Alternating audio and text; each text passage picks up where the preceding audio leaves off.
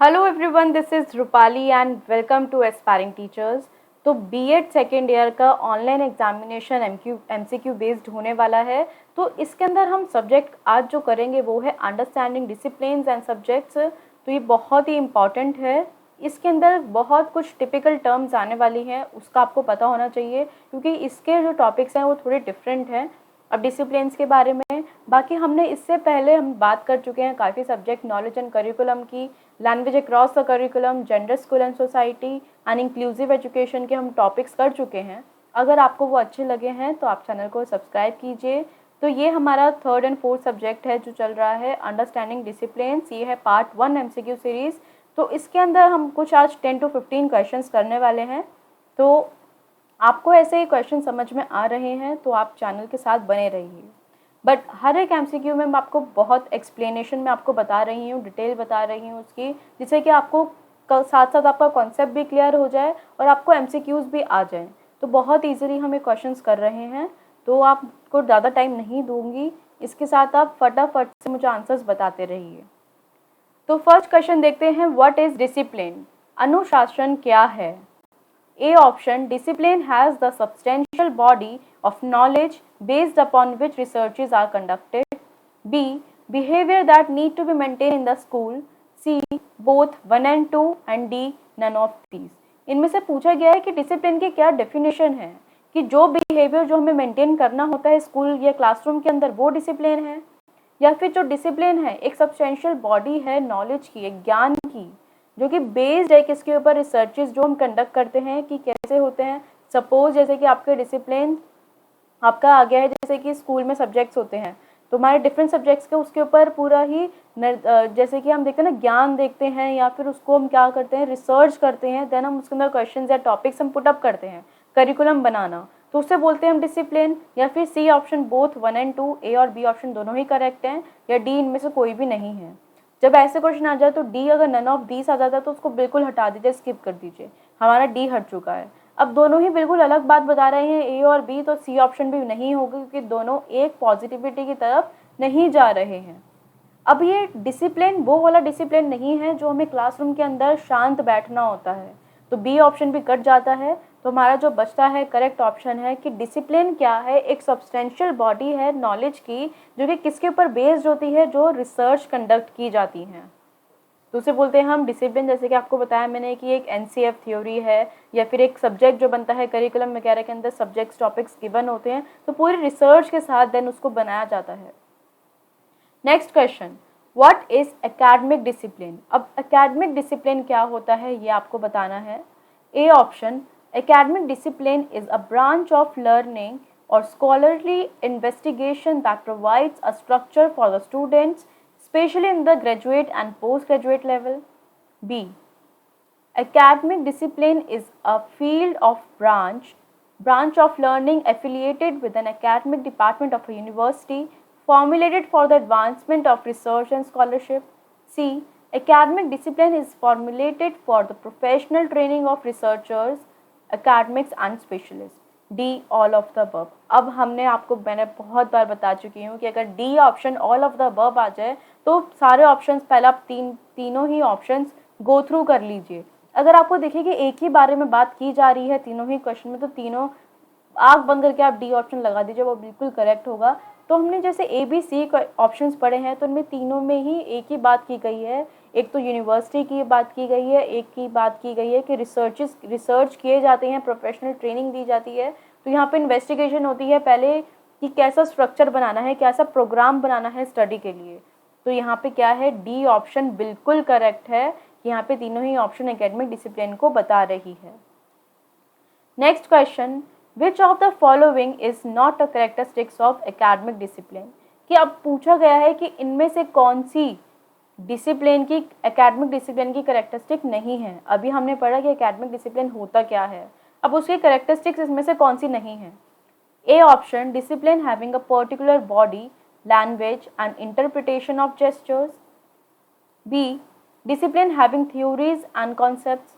C, discipline having theories concepts, ये repeat हो चुका है ये 2 बार। And D, discipline having specific methodologies. तो यहाँ पे क्या बोला गया है कि ए ऑप्शन जो इसमें बता रहा है, अगेन नॉट वाला क्वेश्चन है ये, कि इसमें से कौन सी करेक्टरिस्टिक नहीं है। अब आप देख सकते हैं कि हमने जो पहले पढ़ा था, कि हम सेकंड क्वेश्चन देख लेते हैं एक बार, कि जो हमने सेकंड क्वेश्चन देखा था वो ये था कि एकेडमिक डिसिप्लिन क्या होती है। एक ब्रांच होती है लर्निंग की, जहाँ पर इन्वेस्टिगेशन की जाती है। एक स्ट्रक्चर होता है कि जो प्रोवाइड किया जाता है स्टूडेंट को, कि एक प्रोग्राम बना दिया है हमने पूरा बेसिकली, और वो किस पे होता है, स्पेशली ग्रेजुएट और पोस्ट ग्रेजुएट लेवल पर। बी ऑप्शन में भी यही बताया था, उसकी डेफिनेशन है ये, कि एक ब्रांच होती है लर्निंग की जो एफिलिएट करती है एकेडमिक डिपार्टमेंट को, जो फॉर्मुलेट करते हैं और advancement of research and scholarship. And D में भी, सी में भी यही बताया था कि एकेडमिक डिसिप्लिन क्या है, कि वो फॉर्मुलेट करती है प्रोफेशनल ट्रेनिंग रिसर्चर्स को। तो यहाँ पर हमारा जो थर्ड क्वेश्चन है, कि एक तो ये थ्योरीज एंड कॉन्सेप्ट होता है डिसिप्लिन के अंदर, बिल्कुल करेक्ट है। सी ऑप्शन तो सेम ही हो गया है। एंड डी ऑप्शन है कि उसकी कुछ माइनोलॉजीज थोड़ी स्पेसिफिक होती हैं डिसिप्लिन की, कि हर एक सब्जेक्ट की जो रिसर्च करा है वो उसके ऊपर डिपेंड करेगा, पर डिसिप्लिन की एक पर्टिकुलर बॉडी या लैंग्वेज नहीं होती है। तो यहाँ पे ए ऑप्शन बिल्कुल करेक्ट है, कि इसमें नॉट पूछा था, तो एक पर्टिकुलर बॉडी लैंग्वेज नहीं होता है डिसिप्लिन का। Next, which of the following true about the nature of discipline. अब इसमें पूछा गया है कि ट्रू पूछा गया है कि इनमें से कौन सा नेचर ऑफ डिसिप्लिन है। Again all of the above question है, तो उन तीनों ऑप्शन पढ़ लेंगे पहले। A option, discipline is related to learning. जो डिसिप्लिन है वो किससे रिलेटेड है, लर्निंग से रिलेटेड है। B option, discipline implies an order. वो क्या इम्प्लाई करता है, एक ऑर्डर को इम्प्लाई करता है। And C, it has theories and concept. C option तो बिल्कुल करेक्ट है, अभी हमने लास्ट क्वेश्चन में ही पढ़ा है। ए ऑप्शन भी करेक्ट है कि डिसिप्लिन किससे रिलेटेड है, सीखने से रिलेटेड है, लर्निंग से रिलेटेड है, संबंधित है। ए और सी तो करेक्ट हो जाते हैं। जब दो ऑप्शन आपके हो ही चुके हैं करेक्ट, तो हम कौन सा लेंगे, ऑल ऑफ द अबव हम लेंगे। Next question, school subjects. तो इसमें स्कूल सब्जेक्ट के बारे में पूछा गया है। A option, aims at social reforms and reconstruction. B, formed by simple ideas and information, includes practical knowledge, local community knowledge and technical knowledge. C, more concerned about meeting social, economical and political needs, takes care of demands of the society and the individual. अब आपको ये देखना है कि school subjects के बारे में कौन सी इन्फॉर्मेशन करेक्ट होनी चाहिए। अब मैंने ये all of the above her question में इसलिए दिया है कि जिससे कि आपको एक टॉपिक या जैसे भी क्वेश्चन आए उस टर्म के बारे में आपको पूरा ही डिटेल में कॉन्सेप्ट क्लियर हो जाना चाहिए आपका। तो स्कूल सब्जेक्ट के बारे में पूछा है कि अब हम ए बी सी ऑप्शन पढ़ लेते हैं कि एम होता है उसका, किसका एम, क्या एम होता है कि सोशल रिफॉर्म्स एंड रिकंस्ट्रक्ट करना। किसका उद्देश्य यही है कि सामाजिक सुधार और पुनर्निर्माण करना। बी, सरल विचारों और जानकारी द्वारा गठित व्यवहारिक ज्ञान, स्थानीय समुदाय ज्ञान और तकनीकी ज्ञान भी शामिल है इसके अंदर। सी, मोर कंसर्न्ड अबाउट मीटिंग्स, कि ये कंसर्न रहता है कि जैसे कि सोशल, इकोनॉमिक और पॉलिटिकल नीड्स है उनको पूरा करे एंड टेक केयर करे डिमांड्स क्या हैं सोसाइटी की, एक इंडिविजुअल की। तो यहाँ पे तीनों ही ऑप्शन बिल्कुल करेक्ट जा रहे हैं, एक ही की बात की जा रही है। तो स्कूल के जो सब्जेक्ट्स होते हैं वो हर एक चीज़ को इंक्लूड करता है। इन्फॉर्मेशन भी होनी चाहिए, प्रैक्टिकल नॉलेज भी होनी चाहिए, लोकल कम्युनिटी और टेक्निकल नॉलेज भी होनी चाहिए उसके अंदर। हमारी हर एक चीज़ की सोसाइटी के अंदर सोशल, इकोनॉमिकल, पॉलिटिकल नीड्स को भी पूरा करता है हमारा स्कूल सब्जेक्ट्स, एंड वो सोशल रिफॉर्म्स को भी इंक्लूड करता है और रिकंस्ट्रक्ट करता है। Next question, which of the following is not an aim of schooling. इनमें से कौन सा एम नहीं है स्कूलिंग का। A option, academic rationalism. B, humanism. C, provide scholarship and D, social efficiency. तो इनमें से कौन सा एम नहीं है स्कूलिंग का, तो आपको बताना है कि स्कूलिंग का कौन सा एम नहीं है। कि एकेडमिक रैशनलिज्म नहीं है, हो सकता है। बी, ह्यूमैनिज्म होगा। इट प्रोवाइड स्कॉलरशिप, क्या स्कूलिंग का यही एम है कि बच्चों को स्कॉलरशिप प्रोवाइड करे। सारे बच्चों को, इतने सारे हज़ार बच्चे होते हैं, कितने सारे, तो सबको अगर स्कूल प्रोवाइड करेगा स्कॉलरशिप तो स्कूल तो भाई बर्बाद हो जाएगा। तो यहाँ पे हमारा जो करेक्ट ऑप्शन जा रहा है वो है सी, इट प्रोवाइड्स स्कॉलरशिप। ये एम नहीं होता है स्कूलिंग का। Next question, which of the following is not the part of 4 pillars of education. अब अगर आपने ये सब्जेक्ट पढ़ा हो तो इसमें यही पूछा है कि 4 पिलर्स ऑफ एजुकेशन का कौन सा पार्ट नहीं है। ये भी पूरा पूरा थ्योरी से ही क्वेश्चन है, तो आपको अगर थोड़ी बहुत तो पढ़नी पड़ेगी ऐसे एमसीक्यूज का आंसर देने के लिए। A option, learning to get good marks and good rank. B option, learning to know, to acquire the instruments of understanding. C option, learning to live together, to participate and cooperate with other people in all human activities. And D, learning to do, to act creativity on one's environment. तो आप ये देख रहे हैं कि ये बहुत easy मैंने एमसीक्यू बनाया है इसके अंदर कि आप ये 4 पिलर्स हैं इसके अंदर की, learning to know, learning to live, learning to do. But इसमें से जो 4 पिलर्स एजुकेशन में से क्या नहीं आता है कि हम इसलिए सीखें या इसलिए लर्न करें कि हमें अच्छे मार्क्स और अच्छी रैंक मिले, तो वो पिलर नहीं है एजुकेशन का। तो ए ऑप्शन बिल्कुल इसका करेक्ट है। 8th question, what is the need of school subjects. अब स्कूल सब्जेक्ट्स की क्या ज़रूरत है कि क्यों होने चाहिए स्कूल के अंदर subjects. A option, the school subject equip the individual with the skills and competencies required to lead a quality life. B, they promote the basic academic skills required for day-to-day living like communication, problem solving, analytical thinking.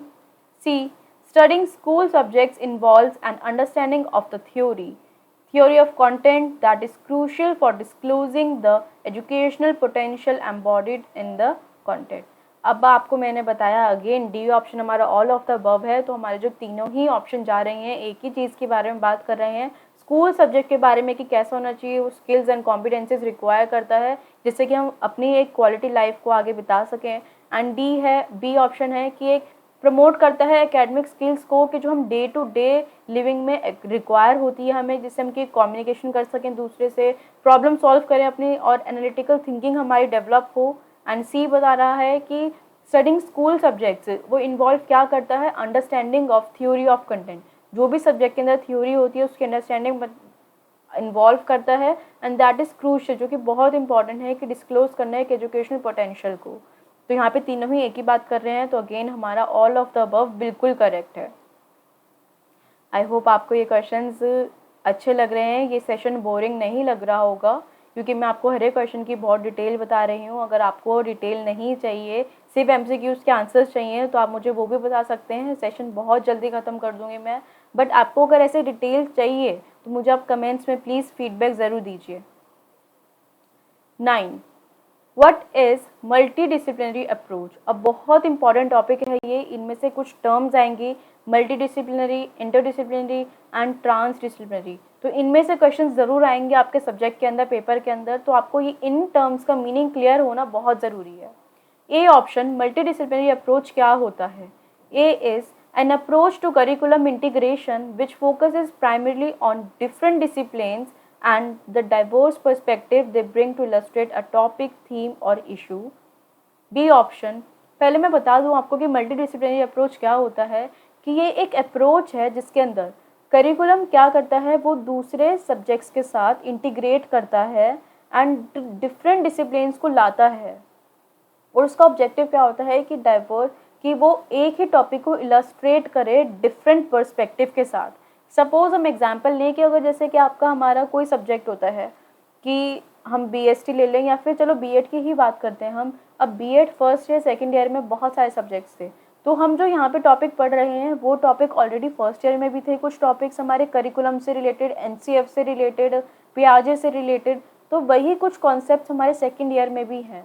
तो वो हर एक subject, ये और ये भी नहीं कि सिर्फ एक ही सब्जेक्ट में, हर एक सब्जेक्ट में कॉमन होते हैं। एनसीएफ हो गया हमारा बहुत करेक्टरिस्टिक्स हो गए हैं किसी एक टॉपिक की, तो कुछ टॉपिक्स करिकुलम वगैरह सारे ऐसे टॉपिक्स जो किसी में सेम होते हैं, हर एक डिसिप्लिन में, मीन्स हर एक सब्जेक्ट के अंदर सेम होते हैं। तो मल्टी डिसिप्लिनरी अप्रोच क्या बताता है कि वो अप्रोच है करिकुलम जिसे वो इंटीग्रेट करता है, फोकस करता है कि एक प्राइमरी जो डिफरेंट डिसिप्लिन है उसके अंदर डाइवर्स पर्सपेक्टिव को लेकर आता है, कि एक अगर करिकुलम का टॉपिक है वो हर एक सब्जेक्ट से लिंक है, आप उसके अंदर उस सब्जेक्ट के अंदर भी कुछ और पर्सपेक्टिव देख सकते हैं, दूसरा सब्जेक्ट पढ़ेंगे तो उसके अंदर कुछ और पर्सपेक्टिव होगा सेम टॉपिक से, तो उसको बोलते हैं मल्टी डिसिप्लिनरी अप्रोच। तो यहाँ पर आपको आंसर इसका मिल ही चुका है, इसका ए ऑप्शन बिल्कुल करेक्ट है। हम नेक्स्ट ऑप्शन भी पढ़ लेते हैं। It is an approach of curriculum to integrate which dissolve the boundary between the conventional disciplines and organising teaching and learning around the construction of meaning in the context of real world problem. अब देखो दोनों ही options बिल्कुल negative opposite जा रहे हैं, तो A and B तो सी option तो नहीं होगा, एंड डी को तो हम एलिमिनेट कर ही देते हैं, तो ये ऑप्शन इसका करेक्ट है। अब जो टर्म है वो है what is transdisciplinary approach. तो इनमें से आपके क्वेश्चंस डेफिनेटली 100% आने वाले हैं, तो आप इसको बहुत ध्यान से देख लीजिए। ट्रांस डिसिप्लिनरी अप्रोच क्या होता है कि it is an approach to curriculum integration which dissolves the boundaries between the conventional discipline. कि अब मैं बता दूं आपको कि ट्रांस डिसिप्लिनरी क्या होता है, कि एक अप्रोच है जिसके अंदर करिकुलम के अंदर वो दूसरे सब्जेक्ट्स की बाउंड्रीज को डिसॉल्व कर देता है and organises teaching and learning around the construction of meaning in the context of real world problems. और वो क्या करता है कि वो ऑर्गेनाइज करता है कि ऐसी टीचिंग लर्निंग प्रोग्राम या स्ट्रैटेजी जो कि वो किसके आगे मतलब किसके आगे घूम रही हो, कि कंस्ट्रक्ट करें, कि मीनिंग को कंस्ट्रक्शन पे फोकस किया जाता है, जो रियल वर्ल्ड की प्रॉब्लम्स होते हैं उनके साथ लिंक किया जाता है, तो उसके बोलते हैं हम ट्रांस डिसिप्लिनरी अप्रोच। तो ये अप्रोच आपको आई थिंक समझ आ गई होगी, तो उसका जो ऑप्शन है वो करेक्ट है हमारा ए ऑप्शन, कि ट्रांस डिसिप्लिनरी अप्रोच क्या होती है कि जो दूसरे सब्जेक्ट की बाउंड्रीज को डिसॉल्व कर देती है एंड वो क्या करते हैं वहाँ पे कि यहाँ पे ऑर्गेनाइज करती है एक टीचिंग लर्निंग ऐसे बिठाती है जिससे कि एक बच्चा कंस्ट्रक्ट कर सके उसका मीनिंग, उसकी जो रियल प्रॉब्लम्स है उसके साथ थीम्स को जोड़ सके। बट वो आप मल्टी डिसिप्लिनरी में नहीं कर सकते हैं, क्योंकि वो एक ही टॉपिक को हर एक सब्जेक्ट में इंक्लूड करती है मल्टी डिसिप्लिनरी। नेक्स्ट है इंटर डिसिप्लिनरी लर्निंग इज। अब इंटर डिसिप्लिनरी लर्निंग क्या इन्वॉल्व करती है? A solving a problem, B generate new knowledge, C enriching the curriculum and D all of the above. तो यहाँ पर तीनों ऑप्शन एक में नहीं जा रहे हैं, तो डी हम हटा देते हैं यहाँ से। तो इसका करेक्ट ऑप्शन जो है इंटर डिसिप्लिनरी लर्निंग क्या होती है कि यहाँ पर इंटर हो गया एक दूसरे से, मतलब इंटरलिंक, तो यहाँ पे एक सॉल्विंग अ प्रॉब्लम को वो डिफाइन करती है, एक नई नॉलेज को जनरेट नहीं करती है, कि हम दो के बारे में ही बात कर रहे हैं, तो वो होता है मेन सॉल्विंग करना problem. 12th question is interdisciplinary understanding promotes. वो क्या प्रमोट करती है? Solving a problem, higher order thinking skills. अब आप एक बात बताइए, अब हमने इंटरडिसिप्लिनरी जो अप्रोच से हम जो लास्ट क्वेश्चन किया है कि इंटरडिसिप्लिनरी लर्निंग के अंदर, इसके अंदर ये हमारी प्रॉब्लम सॉल्विंग को बताती है कि हमें सीखने को क्या बोलती है कि हम प्रॉब्लम सॉल्व करें, उसको सीखें। तो यहाँ पर हमें पूछा गया है कि इंटरडिसिप्लिनरी अंडरस्टैंडिंग क्या होती है, वो प्रमोट क्या करेगी।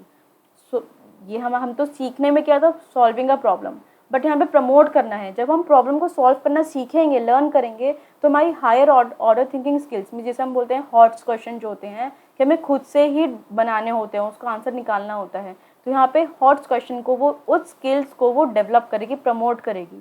तो इसका करेक्ट आंसर जाता है हमारा कि हायर ऑर्डर थिंकिंग स्किल्स को प्रमोट करेगी हमारी interdisciplinary understanding. Next question is content matter gathered from different disciplines may retain their distinct identities in। अब जो कंटेंट हम गैदर करते हैं डिफरेंट डिसिप्लिन से, may retain their distinct identities in, किसके अंदर बताती है ये अब आप बताइए। A option interdisciplinary learning, B academic discipline and C multi discipline learning. कि जहाँ से हम डिफरेंट सब्जेक्ट से हम टॉपिक को गैदर करते हैं और सेम होते हैं डिफरेंट सब्जेक्ट्स के अंदर, वो टॉपिक सेम टॉपिक होता है, ये भी हमने डिस्कस किया था। तो उसका करेक्ट आंसर है बिल्कुल मल्टी डिसिप्लिन लर्निंग, कि उनको बताता है ये। Next question is interdisciplinary learning and multi discipline learning enhances. Interdisciplinary और मल्टी डिसिप्लिनरी क्या एनहांस करता है, मतलब क्या बढ़ाता है? तो ए ओरिजिनल थिंकिंग को बढ़ाता है, कि हमारी जो सोचने की शक्ति है उसको बढ़ाता है, कि increases application involving more than one discipline, none of the above. तो बहुत सिंपल क्वेश्चन था ये, हमारी ओरिजिनल थिंकिंग को बढ़ाता है। Last question is one of the strategies to promote interdisciplinary learning is. इनमें से एक कौन सी स्ट्रैटेजी है जो प्रमोट करती है interdisciplinary learning? Self learning, start of small, academic learning and none of the above. तो हम इसको ही देख लेते हैं, हिंदी में भी आप पढ़ लीजिए कि ए ऑप्शन बता रहा है सेल्फ लर्निंग को बताती है कि एक स्ट्रैटेजी कौन सी है जो प्रमोट करती है इंटरडिसिप्लिनरी। अब इंटरडिसिप्लिनरी क्या था कि हमारी लर्निंग प्रॉब्लम सॉल्विंग से रिलेटेड थी हमारी, तो प्रॉब्लम सॉल्व हम छोटे से स्टार्ट करेंगे या बहुत बड़े से, बहुत बड़ी प्रॉब्लम है उसको हम सॉल्व करने चले हैं, हमारे से छोटी प्रॉब्लम तो हो नहीं रही है, तो हम कहाँ से स्टार्ट करेंगे?